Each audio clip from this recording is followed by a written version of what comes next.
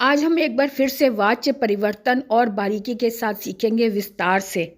वाच्य परिवर्तन में कुछ जरूरी बातें सीखना बहुत जरूरी है, जैसे कि कर्तृवाच्य में हमेशा ही कर्ता प्रधान क्रिया होती है। तीनों में क्रिया पर ध्यान देना जरूरी है। अगर कर्ता प्रधान क्रिया है तो वो कर्तृवाच्य होगा, और अगर कर्म प्रधान क्रिया है तो वो कर्मवाच्य होगा, और अगर भाववाच्य क्रिया है, भाव पर प्रधान है क्रिया, तो वो भाववाच्य होगा। लेकिन देखना हमें यह है कि हमें पता कैसे चले कि कौन सी क्रिया कर्ता पर आधारित है या कर्म पर आधारित है या भाव पर आधारित है। इस बात पर आप ध्यान दें कि जब हम कर्तृवाच्य में वाक्य लिखते हैं या देखते हैं तो उसमें प्रथमा विभक्ति यानी जो कर्ता है उसमें प्रथमा विभक्ति का प्रयोग हुआ है। उसमें जब हम चिन्ह लगाते हैं, आपको पता है कर्ता का चिन्ह ने होता है, लेकिन ने लगाया नहीं जा रहा या फिर कोई भी चिन्ह नहीं आ रहा है। जैसे राम पढ़ता है, तो राम पढ़ता है या राम पुस्तक पढ़ता है या राम विद्यालय में पढ़ता है, लेकिन राम के साथ में ने चिन्ह नहीं आ रहा, कुछ भी नहीं आ रहा, लेकिन राम के साथ पढ़ना जो है ना वो उसके साथ कनेक्शन आ रहा है। राम पढ़ता है, जो भी पढ़ रहा है, मैथ पढ़ रहा है, संस्कृत पढ़ रहा है, हिंदी पढ़ रहा है, लेकिन वो पढ़ रहा है, राम पढ़ता है। राम पढ़ती नहीं कह रहे, राम पढ़ता है। इससे ये रिलेट हो रहा है कि राम के साथ क्रिया का संबंध डायरेक्ट है, इसलिए ये कर्तृ प्रधान है, क्योंकि इसमें कर्ता के अनुसार क्रिया आई हुई है। पढ़ने का कार्य कौन कर रहा है? राम कर रहा है। इस तरह से हमने देखा कौन लगाने पर जो उत्तर मिला वो कर्ता है। तो कर्ता में एक वचन यानी कर्ता में प्रथमा विभक्ति लगी है, रामः पठति, तो इसका मतलब यहाँ पर राम कर्ता है और कर्ता के अनुसार ही क्रिया लगी है, रामः पठति या रामः पुस्तकम पठति, है ना। और अगर हम कहें कि कर्मवाच्य है, कर्मवाच्य वाक्य को हम कैसे पहचाने? कर्मवाच्य के वाक्य को पहचानने के लिए सबसे अधिक जरूरी है कि इसमें तृतीया विभक्ति का प्रयोग होता है। तृतीया विभक्ति किसमें लगती है? जो कर्म, जो कर्ता है, वाक्य का जो कर्ता है उसमें तृतीया विभक्ति लग जाती है।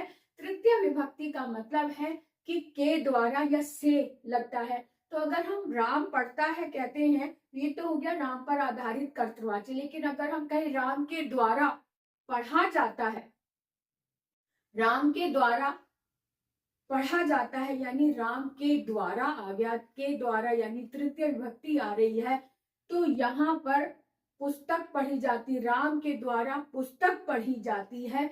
जब यहाँ पे राम के द्वारा कोई कर्म की बात विशेष तौर पे आ रही है, पुस्तक के अनुसार क्रिया आ रही है, पुस्तक पढ़ी जा रही है, तब होगा ये कर्मवाच्य, क्योंकि यहाँ पर क्रिया पुस्तक पर आधारित है, पुस्तक पढ़ी जा रही है, ना कि राम पढ़ता है ना। तो ये ध्यान दिया कि राम के द्वारा पुस्तक पढ़ी जाती है, या राम के द्वारा गेंद से खेला जाता है, या राम के द्वारा क्रिकेट खेली जा रही है। तो क्या खेला जा रहा है? क्रिकेट खेली जा रही है। तो राम किसको खेलता है? किसको खेलता है? क्रिकेट को खेलता है। तो यहाँ पर इस तरह से राम के द्वारा, तो ये कर्ता हो गया, लेकिन कर्ता में द्वारा लगा हुआ है, इसका मतलब तृतीय विभक्ति है। और जो कर्म है उसमें प्रथमा विभक्ति लग जाती है, जैसे कि रामेण पुस्तकः पठयति, रामेण के द्वारा तृतीय विभक्ति, और पुस्तक जो था वो जो कर्म है उसमें प्रथमा विभक्ति लग गई, ये इसकी पहचान है। रामेण जो करता था उसमें तृतीय विभक्ति लग गई, और जो कर्म था उसमें प्रथमा विभक्ति लग गई, और जो पठती जो क्रिया थी उसमें आत्मनेपद के रूप लग जाते हैं। आत्मनेपद को समझने के लिए बहुत ही आसानी से समझा जा सकता है कि जो भी धातु मेन होती है ना, मेन धातु जो होती है उसमें य लगाकर इसके लगा दिया जाता है, य लगाकर, जैसे पठयते, रामेण पुस्तकः पठयते, ये रूप बन गया, ये आत्मनेपद हो गया। इसको चेंज करना बहुत ही आसान है। जो भी धातु है, मूल धातु, उसके आगे य लगाकर ते लगा दिया जाता है, और अगर ये बहुवचन होता तो पठयन्ते हो जाता, एक वचन है इसलिए ये पठयते, बहुत आसानी से समझा जा सकता है। और अब हम आते हैं भाव प्रधान क्रिया को कैसे समझे, हम किसी वाक्य को कैसे समझ लें कि ये भाव प्रधान है। भाव प्रधान को समझने के लिए बहुत ही आसानी से समझा जा सकता है, क्योंकि जो भी क्रिया भाव प्रधान होगी उसमें कर्म नहीं होगा, उसमें कर्म नहीं होगा। जैसे कि हमने यहाँ लिखा है रामेण, जो कर्ता था उसमें तृतीय विभक्ति तो है, पठयति भी है, लेकिन इसमें कर्म नहीं है। राम के द्वारा क्या पढ़ा जाता है, कुछ उत्तर नहीं मिला तो समझो वो भाववाच्य है। राम के द्वारा क्या पढ़ा जाता है, उत्तर मिला, पुस्तक पढ़ी जाती है, तो इसका मतलब पुस्तक के कारण ये कर्मवाच्य है। और यहाँ पुस्तक कौन पढ़ रहा है, कौन के आंसर में राम आया, इसलिए ये कर्तृवाच्य है। इस तरह से इसे बहुत आसानी से हम समझ सकते हैं।